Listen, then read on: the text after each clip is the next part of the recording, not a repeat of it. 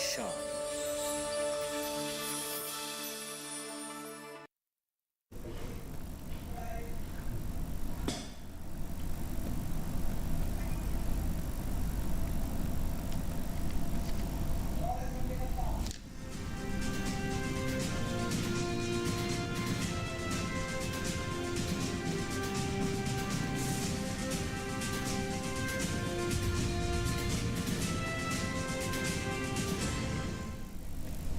नमस्कार, किसान समाचार में आपका स्वागत है। मैं हूं रेशमा आपके साथ। आइए नजर डालते हैं इस वक्त की हेडलाइंस पर।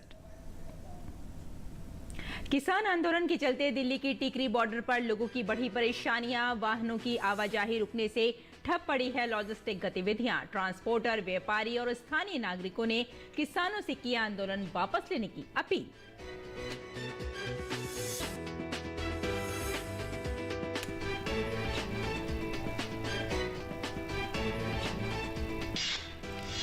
मत्स्य पालक किसानों को भारत सरकार डिजिटल इंडिया तकनीक से जोड़कर सरकार का मत्स्य व्यवसाय को आगे बढ़ाने के लिए महत्वपूर्ण कदम। केंद्रीय मत्स्य पालन विभाग, पशुपालन और डेयरी मंत्री परषोत्तम रुपाला ने डिजिटल कॉमर्स संबंधी ओपन नेटवर्क ONDC के साथ समझौता पत्र पर किए हस्ताक्षर। दिल्ली NCR के कई इलाकों में बारिश से बदले मौसम के मिजाज। जम्मू कश्मीर में बारिश और बर्फबारी के कारण प्रमुख सड़क मार्ग बाधित। हिमाचल और लद्दाख के कई हिस्सों में भी हुई बर्फबारी।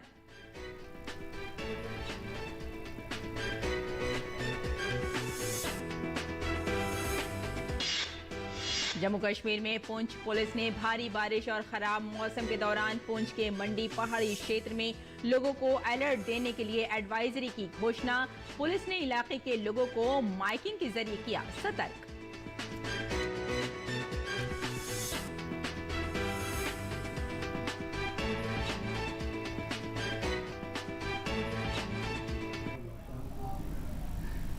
और आइए अब समाचारों पर विस्तार से नजर डालते हैं।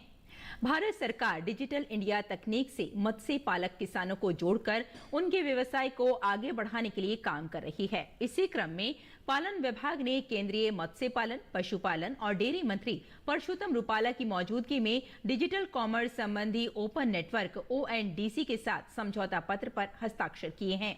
इस समझौते से पारंपरिक मछुआरों, मछली किसान उत्पादक संगठनों, मत्स्य पालन क्षेत्र के उद्यमियों सहित सभी हितधारकों को कितना फायदा होगा, इस विषय पर हमारे संवाददाता OP यादव ने बात की ONDC के प्रबंध निदेशक T कौशी से।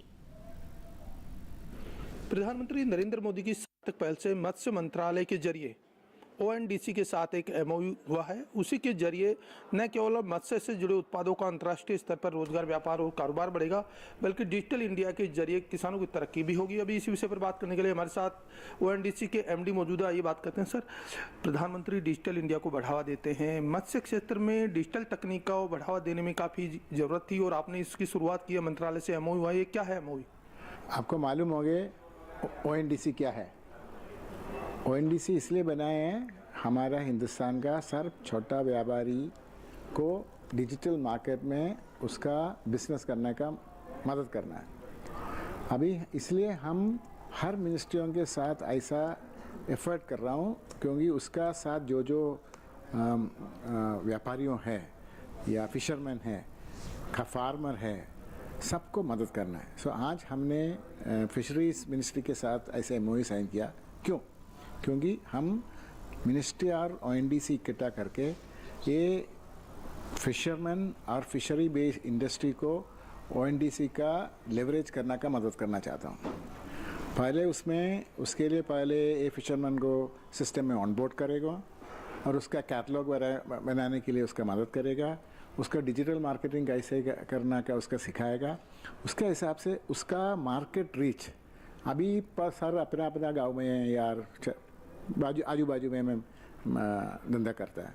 सो ये बिजनेस आगे बढ़ाने के लिए, ज़्यादा कंज्यूमर के मिलवाने के लिए ये हेल्प हो जाएगा। और इसका क्वालिटी सर्टिफिकेशन जब तो आएगा, उसका प्रोडक्ट को अक्रॉस द कंट्री, अभी बाद में इवन अक्रॉस दूसरे आउटसाइड कंट्री का भी चांस मिलेगा। ये सब तो एक स्टेप करना पड़ेगा, एक मैजिक जैसे एक दिन में नहीं हो जाएगा।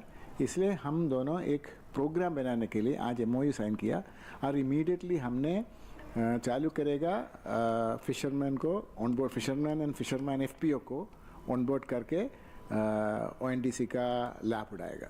कोई किसान कोई मछुआरा समुदाय से जुड़ा व्यक्ति ओएनडीसी से जुड़ के अपना काम करना चाहे, उसको क्या क्या रिक्वायरमेंट है और तकनीकी रूप से उसको कौन कौन सी चीज़ों की ज़रूरत है? उसको ये 2-3 चीज़ सीखना है। एक तो पहले इम्पोर्टेंट है अपना कैटलॉग बनाना है, क्योंकि डिजिटल माध्यम में उसका प्रोडक्ट सबको दिखाने के लिए डिजिटल कैटलॉग बनाना चाहते हो। उसका डिजिटल कैटलॉग करना का मदद करना है। इसलिए हमने network participant already on board है, उन लोग ये सब मदद करेगा। उसके साथ उसको सिखाना पड़ेगा कैसे डॉक्यूमेंटेशन करना, क्योंकि उसका सामान इधर उधर ना दूर दूर तक जाना है। पूरा डॉक्यूमेंटेशन का ट्रेनिंग होना मांगता है। और तीसरा है उसका कैटलॉग जब तो ऑनलाइन में आएगा, उसका जब तो ऑर्डर मिलेगा उसको ऑर्डर देखना चाहता है। छोटा व्यापारी है तो मोबाइल से कर सकता है, और थोड़ा बड़ा फिशरमैन है, फिशरमैन एसोसिएशन एफपीओ वगैरह होते हैं, उसका कंप्यूटर होना चाहिए और इंटरनेट कनेक्शन चाहिए। ज़्यादा बड़ा इंफ्रास्ट्रक्चर जरूरी नहीं है, इसलिए एफपीओ लोग अपना कंप्यूटर और इंटरनेट कनेक्शन से अपना फिशरमैन को मदद करेगा। तो ये थे ओएनडीसी के प्रबंध निदेशक टी कौशिक, जिनका मानना है कि पशुपालन, मत्स्य पालन और डेयरी मंत्रालय से संबद्ध मत्स्य मंत्रालय से उन्होंने एमओयू किया है, जिसके जरिए न केवल मछुआरा समुदाय के उत्पादों को रोजगार, व्यापार और कारोबार मिलेगा, बल्कि उनकी आर्थिक तरक्की के डिजिटल तरीके से विकल्प भी खुलेंगे। मेरे सहयोगी कैमरामैन विनय तिवारी के साथ मैं OP Yadav, DD news, Delhi. किसान आंदोलन के चलते दिल्ली के टीकरी बॉर्डर पर आने जाने वाले लोगों को जहां खासी परेशानियों का सामना करना पड़ रहा है, वहीं वाहनों की आवाजाही रुकने से लॉजिस्टिक गतिविधियां भी ठप पड़ी हैं। ट्रांसपोर्टर, व्यापारी व स्थानीय नागरिकों ने डीडी न्यूज से बात करते हुए किसानों से आंदोलन वापस लेने की अपील की है। इन लोगों का कहना है कि जब केंद्र सरकार ने किसानों अधिकांश जायज मांगे मान ली हैं, तो उन्हें बेवजह धरना प्रदर्शन नहीं करना चाहिए। इस विषय पर हमारे संवाददाता ओपी यादव ने बात की स्थानीय नागरिकों और व्यापारियों से। अभी हम मौजूद है दिल्ली के टीकरी बॉर्डर पर। किसान आंदोलन के चलते यहाँ पर पुलिस ने बैरिकेडिंग कर रखी है, सुरक्षा की चाक चौबंद व्यवस्था की गई है। मेरे सामने जो ये गाड़ी देख रहे हैं, इसमें भी पुलिस के जवान तैनात है, जो किसी भी तरह की आपात स्थिति से निपटने के लिए यहाँ पे मुस्तैद किए गए हैं।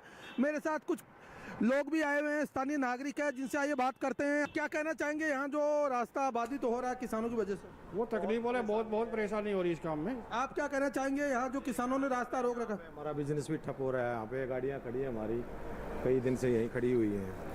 अब इनकी मांगे मान ली तो इन्हें हट जाना चाहिए, यहाँ से खोल देना चाहिए। सरकार ने इनकी अधिकांश मांगों पर सहमति जता दी। जितनी इनकी मांगे थी मान ली हैं, लेकिन अब भी अगर ऐसा करेंगे तो वो गलत है, ऐसा नहीं करना चाहिए। तो आप किसानों को क्या सलाह देंगे? किसानों को यही सलाह देंगे, अपने घर पे जाओ, अपनी खेती बाड़ी करो। ये अपना देश है, अपने देश को नुकसान नहीं पहुंचाना चाहिए। कितना नुकसान हो रहा है, कितनी दिक्कत हो रही है यहाँ लोगों को? बहादुरगढ़ में इंडस्ट्रियल में करीब 500 करोड़ रुपए का माल रुका हुआ है ट्रांसपोर्टेशन के बगैर, तो नुकसान तो बहुत है। किसानों ने आंदोलन कर रखा है, रास्ता यहाँ बाधित हो रहा है, उस पर आप क्या कहना चाहेंगे? भाई मैं तो यही बोलूँगा कि भाई जो सरकार ने इनकी मांग मान ली है, तो इन्होंने अपना ये धरना ख़त्म कर देना चाहिए था। और जो पब्लिक परेशान हो रही है उनके बारे में भी सोचे। क्या किसानों ने अच्छा नहीं कराया जी, ये रास्ता रोकी है जी, उनको परेशानी हो रही है जी आने जाने की। दिक्कत तो है ये सबसे ज़्यादा आंदोलन में क्या कर सकते हैं हम लोग की तो ड्यूटी है, प्राइवेट नौकरी है, करना ही है। पब्लिक को परेशानी है जी। अभी किसान आंदोलन चलेगा, देखो जी कब तक चलता है, जब तक चलेगा इसकी परेशानी झेलनी पड़ेगी। तो देखा आपने, स्थानीय नागरिकों का भी कहना है कि उनको यहाँ आने जाने में दिक्कत हो रही है और कई तरह के कारोबारी गतिविधियाँ रुक रही है। तो किसान आंदोलन के चलते ये जो दिक्कत हो रही है, इससे आमजन परेशान है, लेकिन सरकार की तरफ से पूरी एहतियात की गई है। सीआरपीएफ, बीएसएफ और एसएसबी के साथ महिला विंग की जो पुलिस की टुकड़ी है वो यहाँ तैनात की गई है और चाक चौबंद व्यवस्था के बीच पुलिस की पूरी मॉनिटरिंग है। मेरे पीछे जो टिकरी बॉर्डर पर मेट्रो स्टेशन है, इसको हालांकि चालू किया गया है और ये मेट्रो स्टेशन पर लोग सुचारू रूप से आ रहे हैं, जा रहे हैं और पुलिस की पूरी चाक चौबंद व्यवस्था है। लेकिन जो रोड का रास्ता है उसको आगे किसानों ने जाम कर रखा है, इस वजह से लोगों को आने जाने में दिक्कत हो रही है। साथ ही साथ जो यातायात के लिए वाहन है, लोडेड हैवी लोडेड वाहन है और जो भी बिजनेस करने वाले लोग हैं, उनको यहाँ पर खासा परेशानी का सामना करना पड़ रहा है। और सभी लोगों का ये कहना है कि किसानों की अधिकांश मांगे सरकार ने जब मांग ली है तो इनको आंदोलन बेवजह नहीं करना चाहिए। मेरे सहयोगी कैमरामैन विश्व बंधु के साथ में OP Yadav, DD news, Tikri border. और राष्ट्रीय राजधानी दिल्ली के कुछ हिस्सों में बीती रात बारिश हुई है। मौसम विभाग ने पंजाब, हरियाणा, चंडीगढ़, दिल्ली, पश्चिमी उत्तर प्रदेश और राजस्थान के कुछ स्थानों पर हल्की से मध्यम वर्षा होने का अनुमान जताया है। वहीं हिमाचल प्रदेश और लद्दाख के कई हिस्सों में ताजा हिमपात हुआ है। लद्दाख में द्रास और हिमाचल प्रदेश के लाहौल स्पीति में बर्फबारी हुई है। कल केंद्र शासित प्रदेश जम्मू कश्मीर में हुई बारिश और बर्फबारी के कारण घाटी को देश के अन्य हिस्सों से जोड़ने वाला प्रमुख सड़क मार्ग बंद हो गया। घाटी के ऊपरी इलाकों में मध्यम से भारी बर्फबारी हुई, जबकि मैदानी इलाकों में लगातार दूसरे दिन बारिश हो रही है। जम्मू कश्मीर में पुंछ पुलिस ने भारी बारिश और खराब मौसम के दौरान पुंछ के मंडी पहाड़ी क्षेत्र में लोगों को अलर्ट देने के लिए एडवाइजरी की घोषणा की। पुलिस ने इलाके के लोगों को माइकिंग के जरिए सतर्क किया।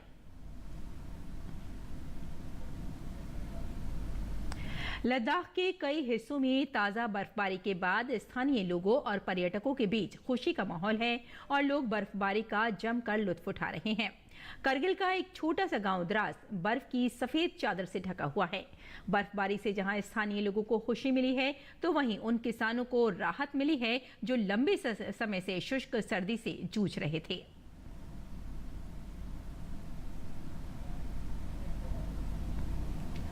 और आइए अब जानते हैं मंडी भाव के बारे में।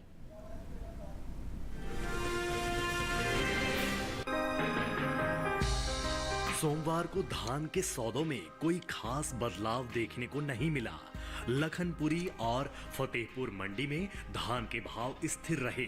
वहीं दाहोद और अलीगढ़ मंडी में इस दौरान धान के सौदों में नरमी के साथ कारोबार हुआ। आवक की बात करें तो इन दिनों ज्यादातर कृषि उपज मंडियों में धान की आवक सामान्य देखने को मिल रही है। एग मार्केट के मुताबिक देश के अलग अलग राज्यों की मंडियों में धान के भाव इस तरह रहे। छत्तीसगढ़ की लखनपुर मंडी में 17 फरवरी को धान का भाव रहा 2200 रुपए। 19 फरवरी को इसके भाव में कोई बदलाव देखने को नहीं मिला और भाव 2200 रुपए पर बना रहा। गुजरात की दाहोद मंडी में 17 फरवरी को धान का भाव रहा 2030 रुपए। 19 फरवरी को इसके भाव में 30 रुपए की गिरावट आई और भाव 2000 रुपए पर आ गया।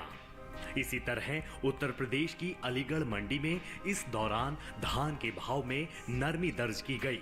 यहां 17 फरवरी को धान का भाव रहा 2540 रुपए, जो कि 19 फरवरी को 20 रुपए गिरकर 2520 रुपए पर आ गया।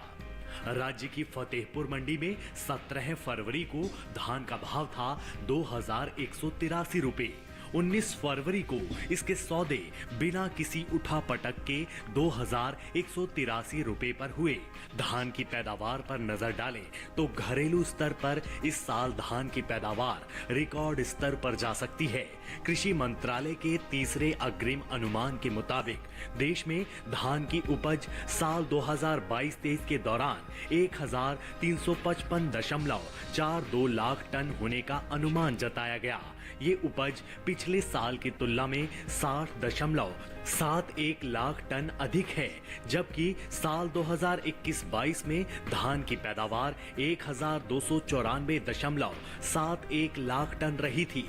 बता दें कि उपभोक्ता कार्य, खाद्य एवं सार्वजनिक वितरण मंत्रालय की ओर से जारी आंकड़ों के मुताबिक खरीफ विपणन सीजन 2023-24 के लिए अब तक 161.47 लाख मीट्रिक टन धान खरीदी जा चुकी है, जिससे लगभग 9.33 लाख किसानों को न्यूनतम समर्थन मूल्य के साथ 35,571.14 करोड़ रुपए का लाभ हुआ है।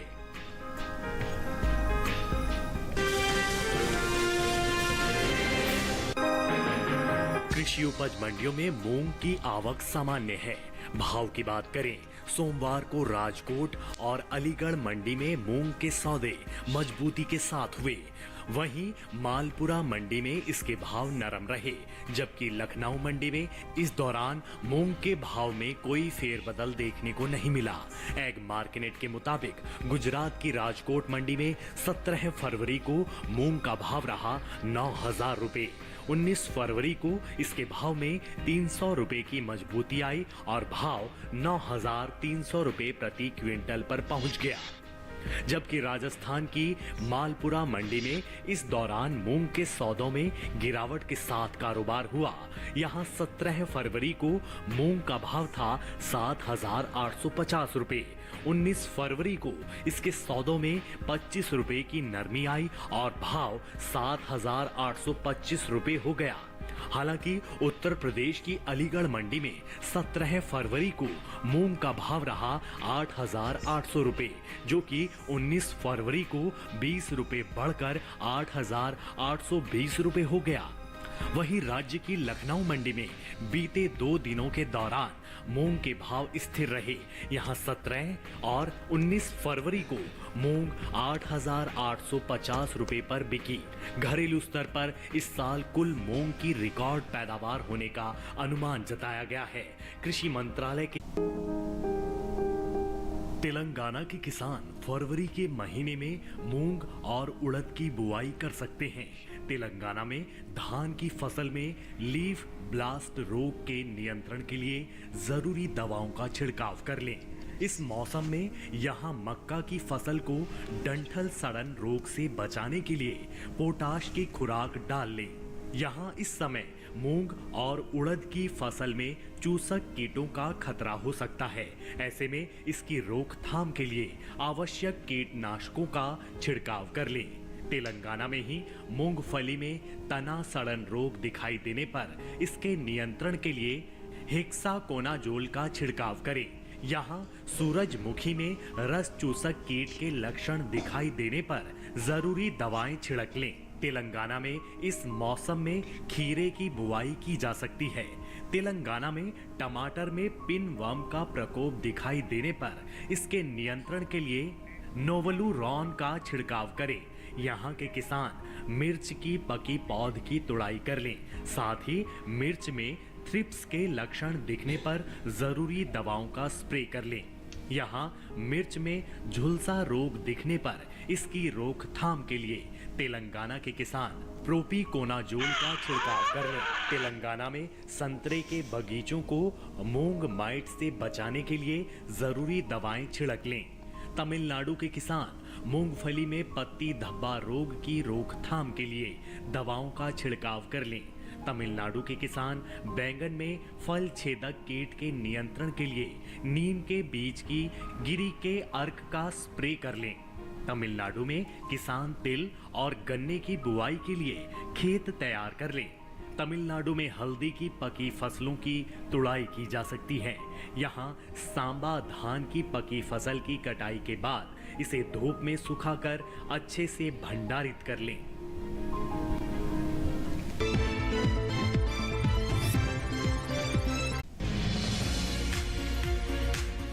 इस समय पालक की बुआई की जा सकती है। पालक को मैदानी और पहाड़ी दोनों क्षेत्रों में बोया जा सकता है। मैदानी इलाकों में सर्दी के मौसम में ये ज्यादा बोई जाती है। वैसे तो इसे किसी भी प्रकार की मिट्टी में बोया जा सकता है, फिर भी दोमट मिट्टी इसके लिए सर्वोत्तम मानी जाती है। अलग अलग राज्यों के लिए अलग अलग किस्में हैं। किसान वैज्ञानिकों से सलाह लेकर बीज का चुनाव कर सकते हैं। अच्छी नमी से बुआई करने पर तुरंत सिंचाई की जरूरत नहीं पड़ती। फिर भी बुआई के 8 से 10 दिन बाद सिंचाई करना आवश्यक है। इसके बाद 10 से 15 दिन के अंतराल पर सिंचाई करते रहें। पत्तियों की हर कटाई के बाद सिंचाई करना ना भूलें। खरपतवार नियंत्रण के लिए बोने के 15 से 20 दिन बाद पहली निराई गुड़ाई कर दें। पालक के लिए 2 से 3 बार निराई गुड़ाई करनी चाहिए। पत्तेदार सब्जियों में आमतौर पर बीमारी नहीं लगती, फिर भी अगर बीमारी लग जाए तो कटाई के बाद दवा छिड़कें ताकि पत्तियों पर दवाई का असर ना हो। वैसे पालक में सर्कोस्पोरा लीफ स्पॉट और डंपिंग ऑफ जैसी बीमारियों की आशंका रहती है। लीफ माइनर, चैंपा, माहू और इल्ली जैसे कीट पालक की पत्तियों को नुकसान पहुंचा सकते हैं। बचाव के लिए विशेषज्ञों की सलाह पर उचित दवाएं छिड़कें। ध्यान रखें कि फसल में किसी भी प्रकार की दवा का छिड़काव करने से पहले कृषि विशेषज्ञों से सलाह जरूर लें। पालक की 1 हेक्टेयर में 80 से 100 क्विंटल तक पैदावार होती है। इसे कई बार काटा जा सकता है।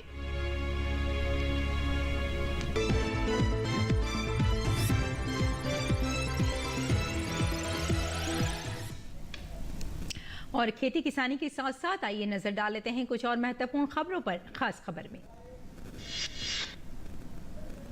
इंदिरा गांधी राष्ट्रीय मुक्त विश्वविद्यालय का 37वां दीक्षांत समारोह नई दिल्ली में मनाया गया। इस कार्यक्रम के मुख्य अतिथि के रूप में उपराष्ट्रपति जगदीप धनखड़ उपस्थित थे। कार्यक्रम में उपराष्ट्रपति ने भारत की बढ़ती आर्थिक स्थिति और भारत के बढ़ते यूपीआई लेन देन के बारे में विद्यार्थियों से बात की।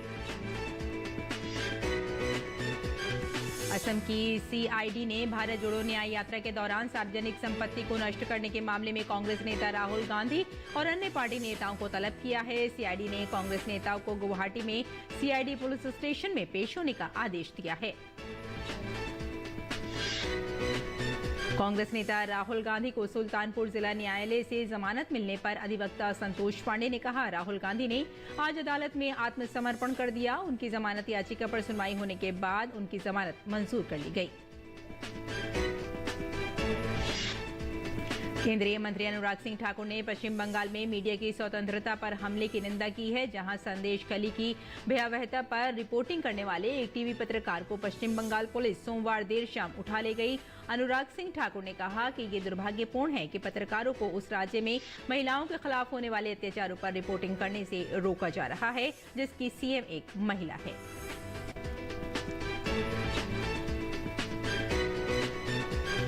तो किसान समाचार में फिलहाल इतना ही। अनुमति दी। नमस्कार।